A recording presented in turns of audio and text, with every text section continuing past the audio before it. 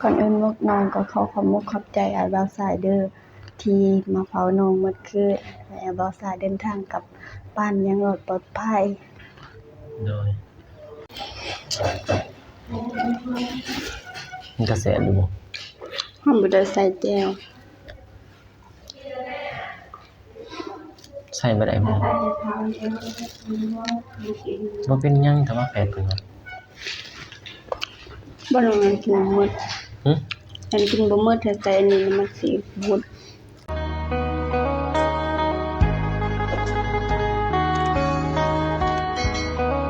น้องเปิดภาพมาเนาะแต่เช้าแต่เที่ยงเนาะ6 โมงตอนนี้บ่าวสายก็ยังบ่ทันออกเมื่อพี่น้องเพราะว่าเมื่อคืนนี่ก็บ่ได้ออกเมื่อนอนเผาทางน้องบุษบาเพิ่นเพราะว่าดูเบิ่งอาการกับแม่ของน้องบุษบาเนาะ2 คนนี่นอนเผาเมื่อคืนนี่พี่น้องก็หลับๆตื่นๆพี่น้องเอ้ยเพราะว่าน้องเพิ่นก็ยังบ่ทันฮู้ว่าสิได้ออกจากโรงหมอมื้อใดพี่น้องก็เดี๋ยวสิเข้าไปถามอีกพี่น้องเพราะว่าน้องเพิ่นเข้าไปกวดแล้วตอนเช้าว่าหมอเพิ่นว่าแนวใดแต่ตอนนี้ก็บ่าวสายก็ได้ไปออกซื้อแนวกินพี่น้องเอ้ยซื้ออันนี้น้องเพิ่นว่าหิวข้าวมีไปซื้อข้าวกับปิ้งข้าวซื้อหมกพี่น้องเอ้ยหมกกับปิ้งสวรรค์น้องเพิ่นว่าอยากกับข้าว ก็บ่สายก็บ่ได้นอนเมื่อคืนนี้พี่น้องเอ้ยหลับตื่นๆเพราะว่านอนเบิ่งน้องเพิ่นพี่น้องเอ้ยเพราะว่าอาการก็เริ่มไข้แน่แล้วบ่สายนอนเบิ่งเมื่อคืนนี้ก็เดี๋ยวเข้าไปหาน้องเพิ่นว่าน้องเพิ่นหิวข้าวนะพี่น้องเอ้ยก่อนอื่นก็กราบทักทายสบายดีเด้อพ่อแม่พี่น้องเบิดสุขทุกคนบ่ว่าจะเป็นภายในหรือว่าต่างประเทศก็กราบสบายดีพี่น้องเข้าสู่ช่องบ่าวสาย Channel พี่น้องเอ้ยก็ บ่าวสายก็ได้เข้ามาหาหรือว่าบ่ได้ออกเมื่อนะพี่น้องเอ้ยก็ได้อยู่นำน้องเพิ่นก็เลยว่าสิอัปเดตอีกตอนเช้าพี่น้องเอ้ยว่ามื้อนี้สิได้ออกเมื่อบ่ก็เด้สิได้เข้าไปถามน้องเพิ่นแล้วก็ถ้าว่าบ่าวสายก็ยังบ่ทันฮู้พี่น้องเพราะว่าน้องเพิ่นไปเข้าโรงหมอเข้าไปหาหมอตอนเช้านี่พี่น้องเอ้ย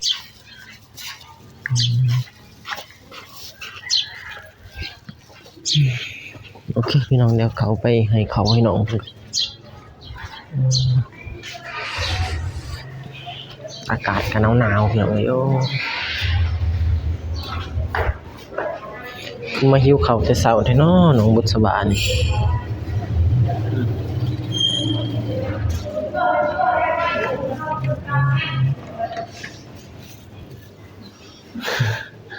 เป็นจังได๋ดีขึ้นแล้วขอบใจ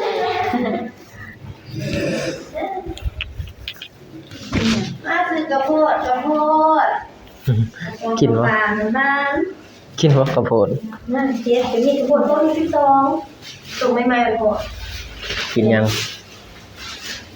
น่าดีอ่ะเอาบ่ที่เราจะเขาทำกับลูกฮะกินได้เราทำกับเด็กอะไรเงี้ยอยากหยังกินได้บ่ได้อันเนี้ยกระโพดอันนี้เราที่2อันนี้ตรงใหม่ๆหมดเฮ็ดบ้านๆตรงเสียเอาตัวใดต้องเอาบ่ปลาเอากามนี่เด้อ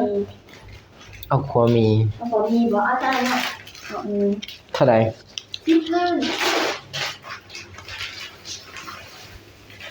บ่ใส่คงก็ได้ใส่ไปกันถ้าเดี๋ยวไปนี่โอ้ยยังบ่ได้กดไปเด้อขอบใจ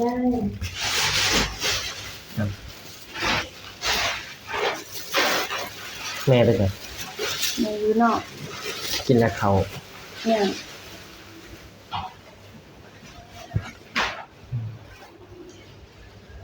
กิน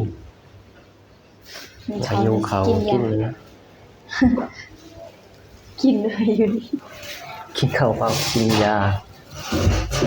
มุกเอียงมกอันนั้นมกป่า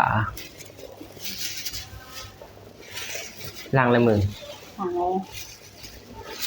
ย จอยยังพันละแล้วนะ เปียกมันของนี่หอม หน้าตาสวยแล้วบ่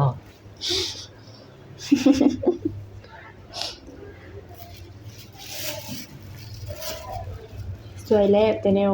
บ่ได้แต่งหน้าเด้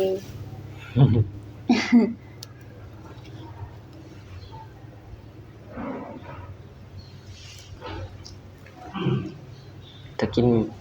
หมกกินหมกหมกปลา บ่เอาไว้กินบัดนะ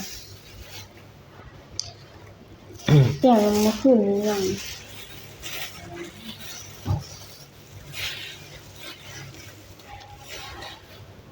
นอนรับคืนนึง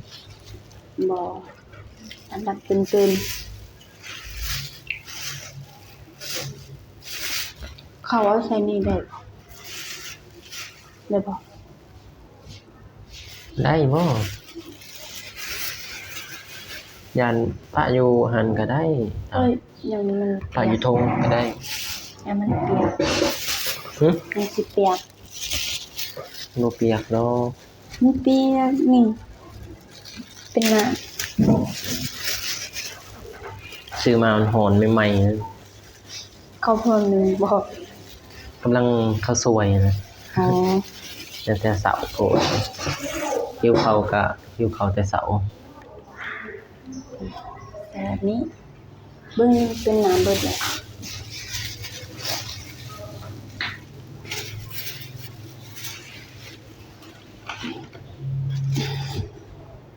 เป็นน้ำแล้วเขา กินข้าวเปล่ากินยา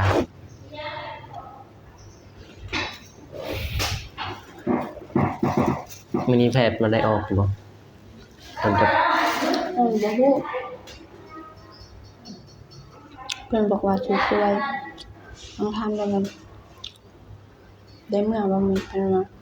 ช่วยๆจังเว้ากัน ฮะ ช่วยๆจังว่ากัน อืม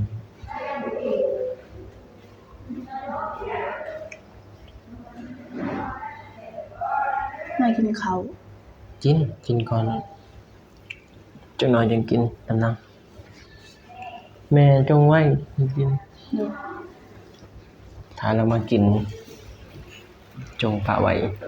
ยันเราบ่ทันหิวแต่เช้าแล้ว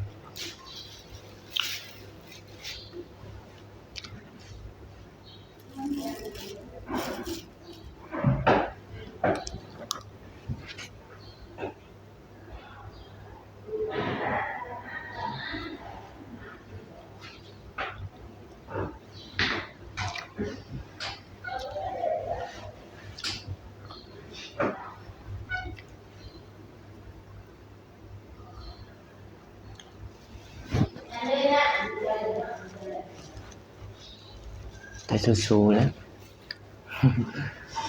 งานเศร้ามื้อนี้ก็สิเศร้าบางทีก็ ถ้าจะไปหา เป็นกำลังใจสู้ต่อไป เจ็บหลายนี่บ่มีเงินอยู่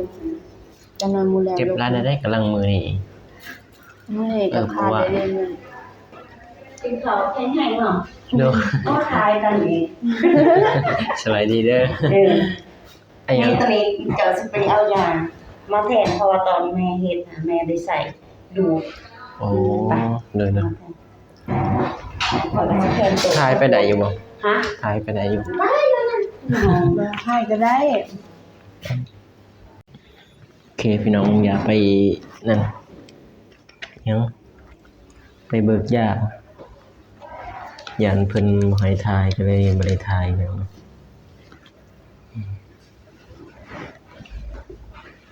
เพิ่นเอาเลยบ่อาการจังบ่ เอาแล้ว คือบ่เห็นมาอีหยังเจ้าได้เขาก็เอาแล้วแทกแล้วบ่ แล้วแพทย์นี่แพทย์นี่แล้วก็แพทย์ เอ นี่ อ ตอนเช้าเนาะ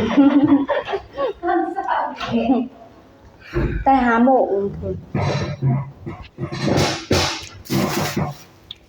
ไปหาหมู่ รู้สึกว่ากินข้าวแซ่บ กินข้าวแซ่บแล้ว เพราะมันรู้ว่าเป็นหยังเมื่อวานยังบ่ได้กินบ่ บ่ได้กินข้าวหมดมื้อเมื่อวาน เมื่อวานยังบ่ได้กิน อืม หารก็กินอันนี้แหละ แจ่ว แจ่วก็ได้เพราะว่ายัง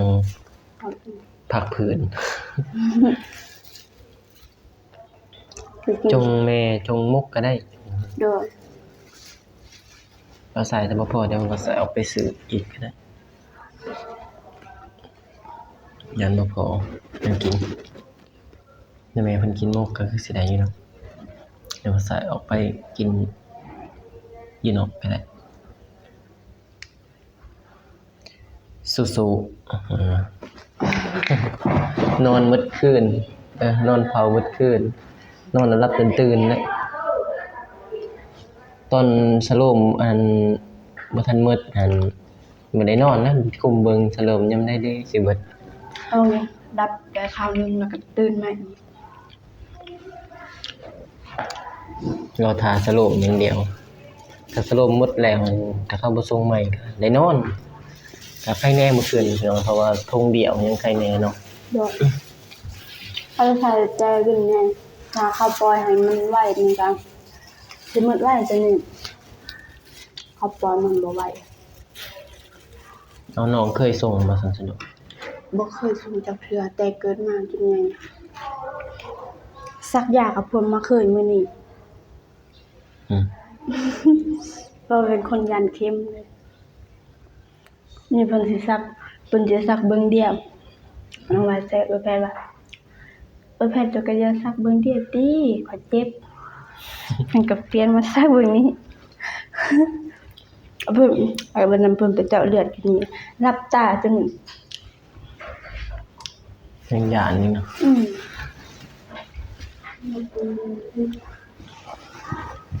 ไม่ใช่ล้างมือไป อยู่ห้องเดียวพี่น้องกับคนกับลูก เพราะว่าห้องตัวนี้มันเป็นห้องอัน ห้องร่วม ห้องรวมเนาะห้องธรรมดาเนาะ โดย กินยา ล้างมือล้างมือ เป็นอยู่ดอกแกเนาะเพราะมันบ่ได้มีสายชะโลม โด นะ ย เมื่อคืนนี้มีสายชะโลมบ่เป็นแกะ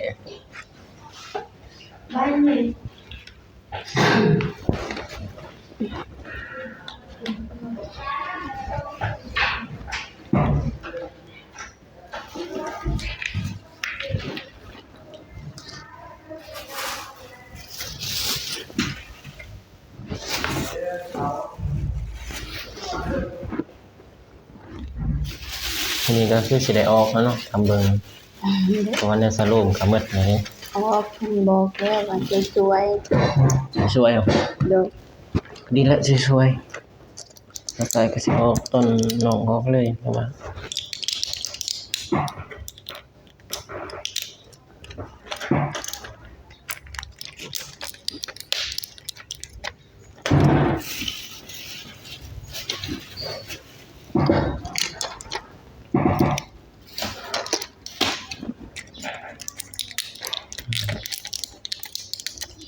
กินยา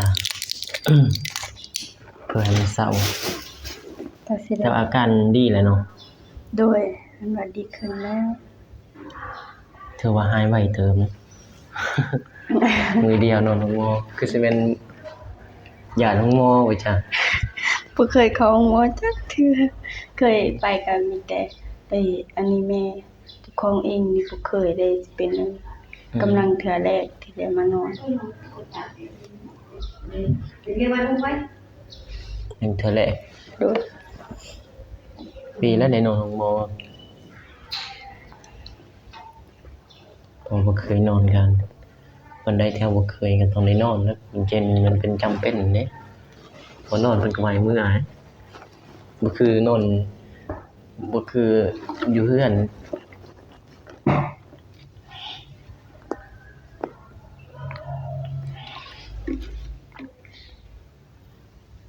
แต่เช้าพี่น้องเอ้ย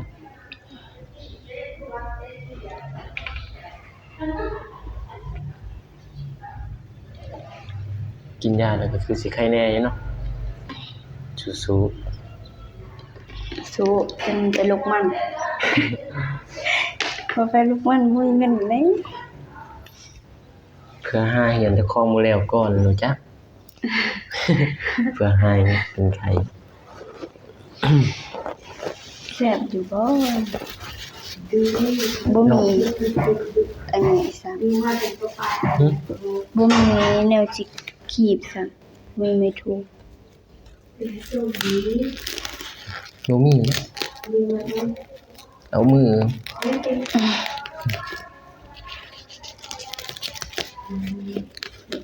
มือกะล้างบ่เป็นหยัง ใช่ลองซิมดู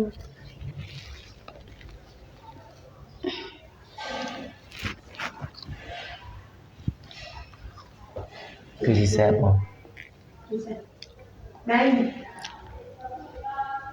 แซ่บอยู่บ่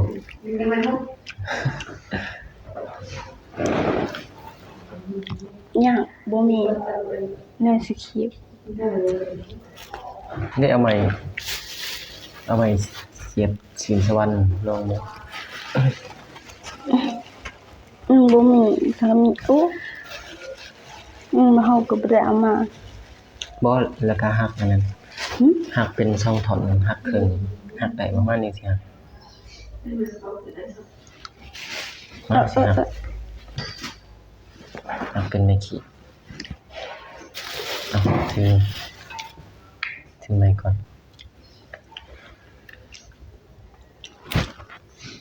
น่ะครึ่งเป๊ะ ผ่านมานะเนี่ยจะจำไม่ยินเลย มีแต่ขีดเบิ่งนี้นะเพราะว่าบ่มีไม้ถูนี่ มันบ่ปักมือ บ่พักนะจับเบิ่งหนึงนะจับอันนั้นนะน้ำมันบ่ยอดบ่ บ่กินบ่หมดมันเท่าไหร่ ที่ว่าน้ำมันเยอะมันกระแสอยู่บ่ เฮาบ่ได้ใส่แจ่ว ใส่บ่ได้บ่บ่เป็นหยังแต่ว่าแปลกเพิ่นว่า บ่ลองให้กินหมด หึ อันกินบ่หมดถ้าใส่อันนี้มันสิบูด แอนกินบ่หมดอีก ถ้าได้เมื่อเอามือเฮือนใครยิงอยู่เฮือนแพงได้10,000 ก็บ่แพง กว่าสิหาได้10,000เนี่ย เนี่ยเฮาเจ็บก็ต้องได้ซื้อกินอยู่แล้วถึงมันสิแพงก็ต้องซื้อนี่แหละ เสียเงินค่ายาก็สิเข้าเป็นล้าน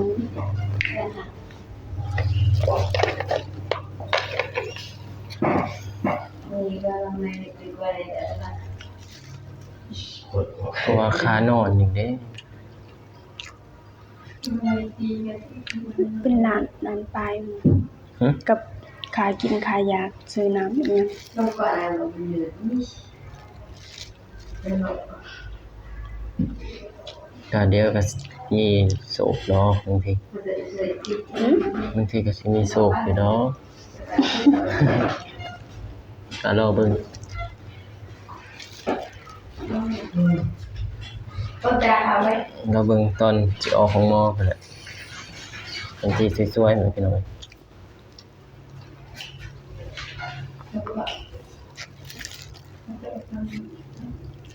ว่าตอนนี้น้องเพิ่นยังกินข้าวเช้า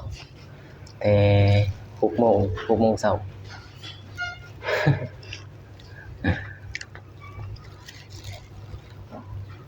มีแต่สู้ๆนะ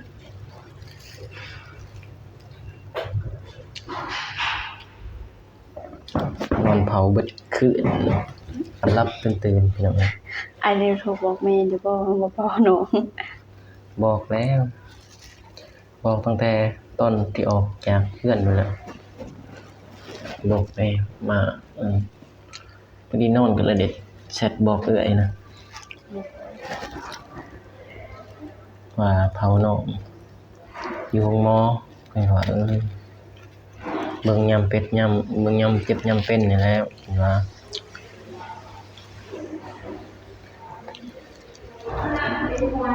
เพราะว่าน้องก็บ่มีไผเบิ่ง มีแต่แม่เกิดบ่สายก็เลยพี่ต้นเลยมาเบิ่งแทนเรามาเบิ่งช่วยแม่ ยิ้มเลย อิ่มแล้ว โดยบ่มือเอามือ